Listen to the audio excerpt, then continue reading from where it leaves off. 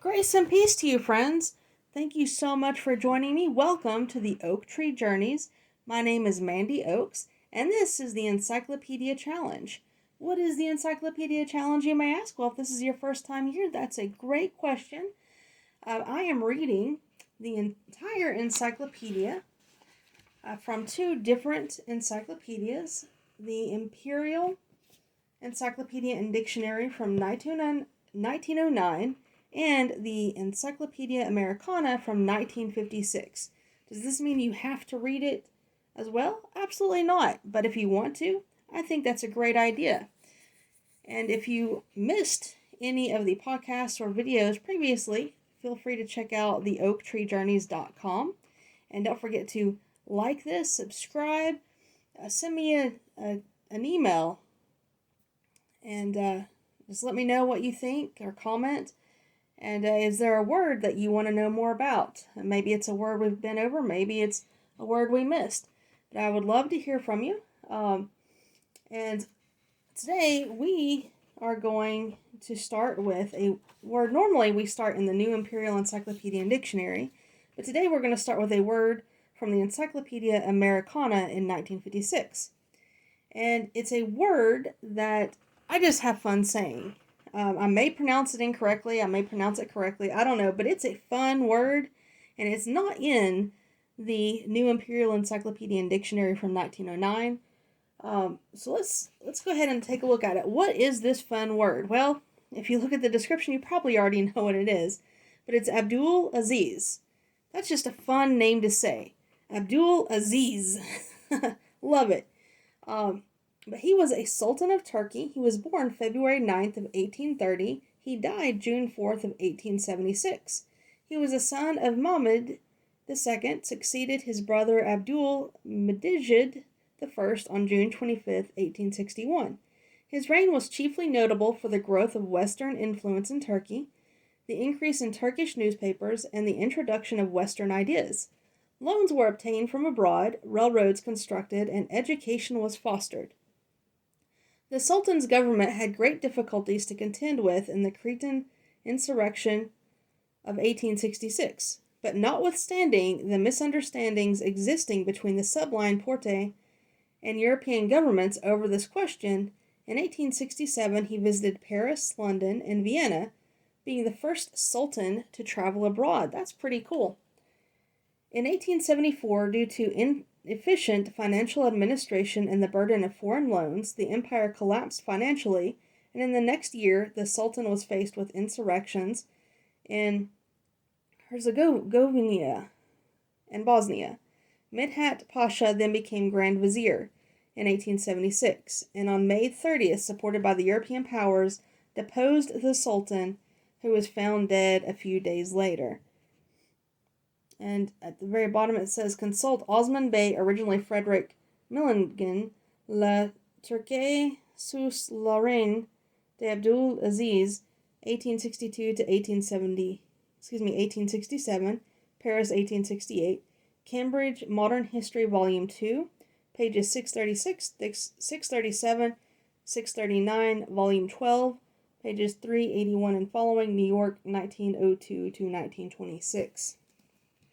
So there we go. That's ABDUL-AZIZ from the 1956, the Encyclopedia Americana. Now we're going to switch back over to the New Imperial Encyclopedia and Dictionary of 1909. And the first word from this Encyclopedia and Dictionary is actually another name. It is, give me one second here, it is Abdul-Hamid II. So Abdul-Hamid II is our second name. And apparently I got all these mixed up. Oh, there it is. Okay, now I'm staring right at it. Abdul-Hamid II, Sultan of Turkey. Born 1842, September 22nd. Was proclaimed Sultan in succession to his brother Murad V, who was deposed in consequence of mental incapacity in 1876. So we did ABDUL-AZIZ, who was a sultan, and now we're doing Abdul-Hamid, who was also a sultan, Abdul-Hamid II. and he succeeded also to a war with Serbia and Montenegro, then in progress, and when this was concluded by the proclamation of peace in 1877 in March, Russia joined with Romania in declaring war against Turkey and invaded Rumelia. Then occurred the fine defense of Plevna and the repulse of the Russians, who were forced to retire to the Shipka Pass. Here the Turks were held at bay until reinforcements arrived, when Plevna was captured December 9th. The Turks retreated to Adrianople, and being also defeated at Kars and driven into Erzurum, were forced to submit to terms, and the Treaty of San Stefano was signed, and that was signed in 1878, March 17th. The situation, however, threatened a general war until the Congress of Berlin in 1878, July 13th, concluded peace. The reluctance of Abdul-Hamid to carry out the stipulations of the Congress of Berlin in good faith has kept Europe more or less on the brink of general disorder ever since. In 1879, pressure had to be put upon him by the British government to reduce him to submission. He has been held chargeable with the horrors perpetrated on the Armenians. His triumph over Greece in 1897 greatly increased his prestige. So I'm wondering if he was still alive, because it doesn't have a date of death. So I'm wondering if he was still alive when this was written and published. It sounds like it. All right, and our next name is Abdul-Latif, from 1161 to 1231, born and died in Baghdad. He was a celebrated Arabian writer of multifarious acquirements. During his youth, he underwent an amazing amount of mental drudgery, in accordance with the Eastern fashion of his time, to fit himself for becoming a scholar. The ordeal consisted in his committing to memory a large number of standard works, such as the Quran, the novels of Harari, and not a few grammatical treatises. To complete his culture in the various branches of Mohammedan lore, he betook himself to Damascus, where the famous Saladin had gathered round him the most learned men of the time.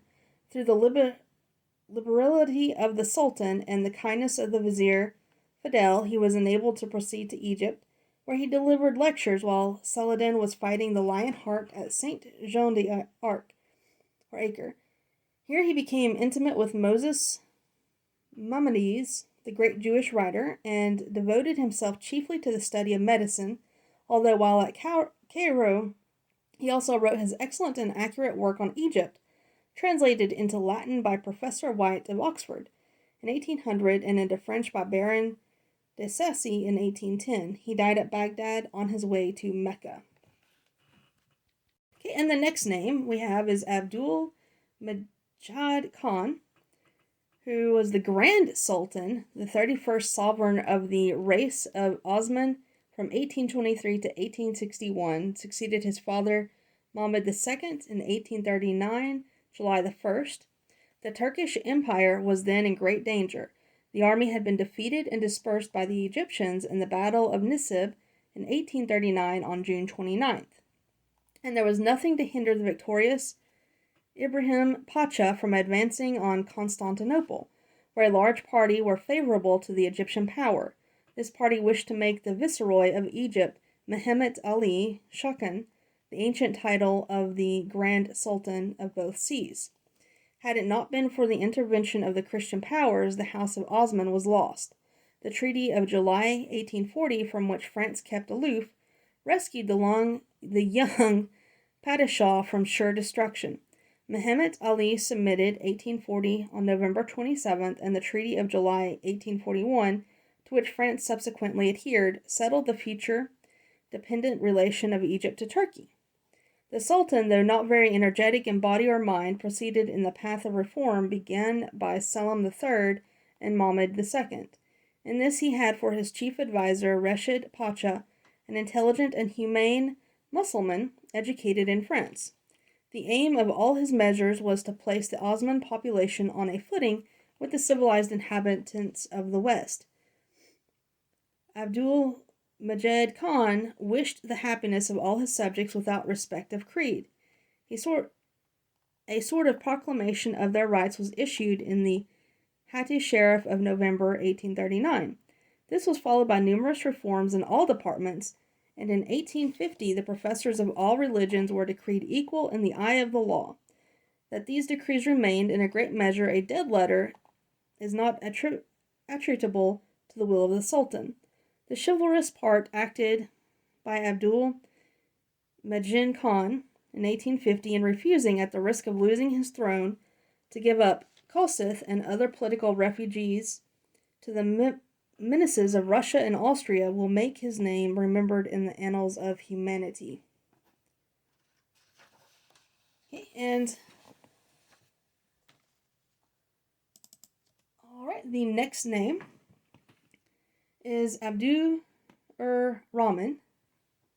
He was also a sultan. He was a sultan of Fez in Morocco from 1778 to 1859. He was the rightful heir to the throne when his father died in 1794, but was superseded by an uncle, after whose death he ascended the throne in 1823. His first 4 years of rule were occupied in quelling insurrections. Next, some danger to the state of Morocco was threatened by the refusal of Austria to pay the tribute for safety against pirates, but the Sultan wisely adjusted the dispute by relinquishing this sort of blackmail, formerly levied by Morocco on European ships in the Mediterranean. The religious war under Abd el-Qadir against the French in Algeria involved Abdur-Rahman, but was concluded by the Battle of Islay in 1844, and the subsequent mediation of England. The piratical habits of his subjects brought Abdur-Rahman to the brink of war with more than one European state. He was a zealous Mussulman without the wild fanaticism common among his countrymen. As a ruler, he was strict, often cruel. He was succeeded in 1859 by his eldest son, Sidi Muhammad, born 1803 and died in 1873.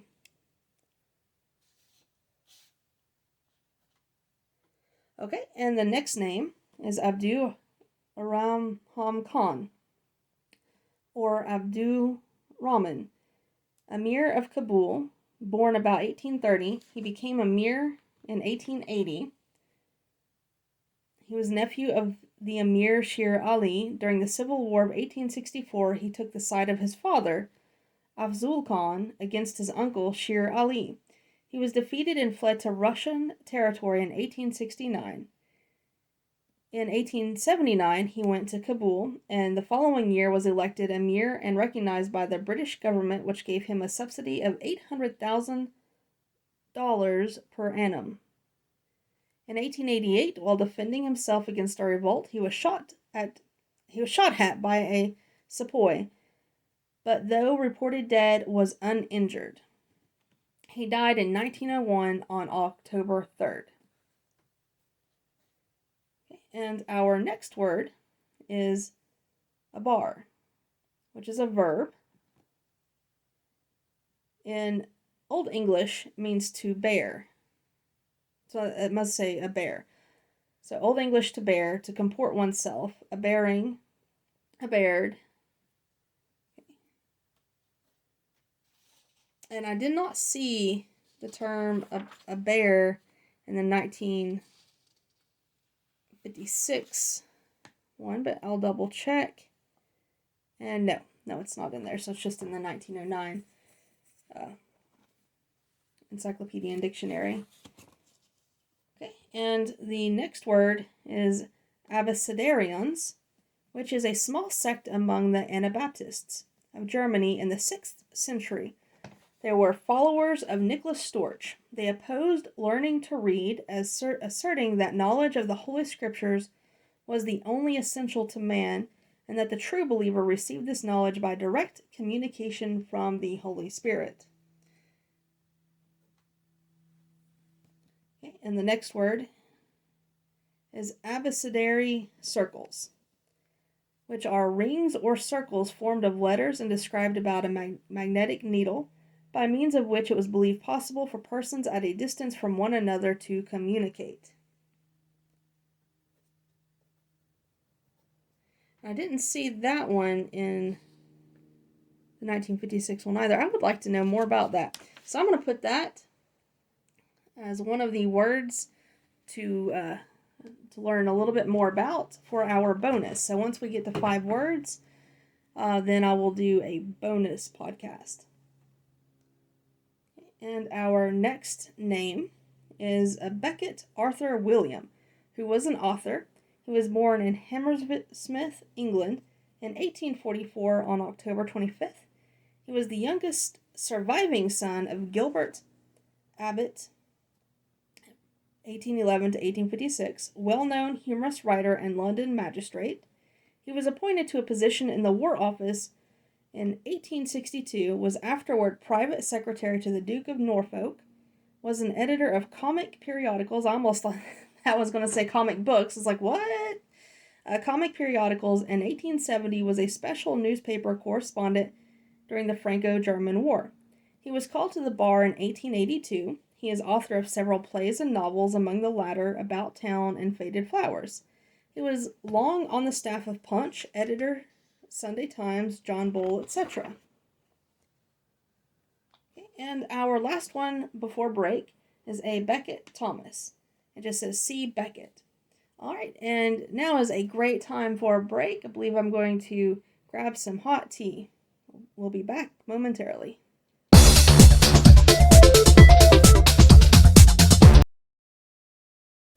Hi, I hope you enjoyed that segment from my podcast, The Oak Tree Journeys, from the Encyclopedia Challenge. To hear the entire episode, please visit the link at the bottom in the description. And please don't forget to like this video, give it a thumbs up, and subscribe and share it to anyone you know who wants to read the entire encyclopedia or who's just interested in words. Thank you again and have a blessed day.